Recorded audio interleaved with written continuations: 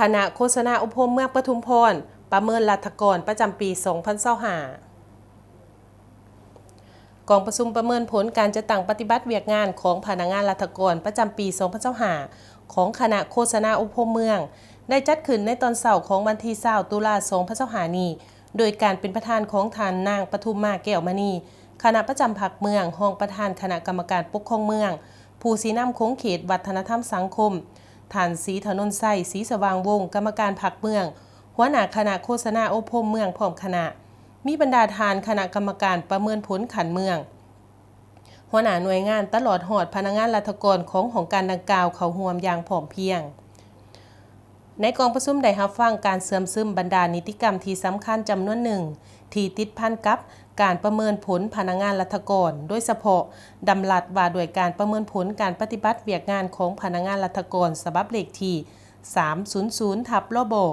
พร้อมทั้งรับฟังวิธีการให้คะแนนตนเองและหมู่คณะการประเมินผลการจัดตั้งปฏิบัติเวียกงานของพนักงานรัฐกรแม่นประเมินตาม3เนื้อในเส้นด้านคุณฐานการเมืองคุณสมบัติศีลธรรมปฏิวัติมาตรฐานวัดแทกด้านความรู้ความสามารถและประสบการณ์และมาตรฐานด้านผลสำเร็จในการจัดตั้งปฏิบัติเวียกงานเพื่อแน่ใจเฮ็ดให้บรรดาพนักงานรัฐกรได้รับรู้เสื่อมซึมและเข้าใจตัวบรรดานิติกรรมดังกล่าวและได้ดำเนินอย่างเป็นระบบสอดคล้องกับแนวทางนโยบายของพรรคระเบียบกฎหมายของรัฐ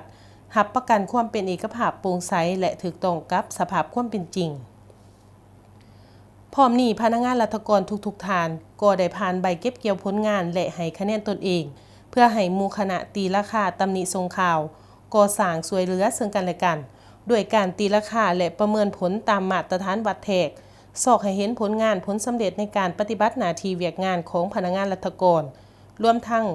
กรมกองร่วมหมู่และสอกให้เห็นด่านอ่อนของโครงข่างที่จะต้องได้สืบต่อปรับปรุงแก้ไขในต่อหน้าให้ดีขึ้นกว่าเก่าตอนท้ายทานนางปทุมมาแก้วมณีคณะประจำพรรคเมืองรองประธานคณะกรรมการปกครองเมืองผู้สีนำโค้งเขตวัฒนธรรมสังคมก็ได้มีคำเห็นและโอล่มต่อกองประชุมตื่มอีกเพื่อเป็นบอนอิงในการจัดตั้งปฏิบัติเวียกงานในต่อหน้าให้มีผลสำเร็จ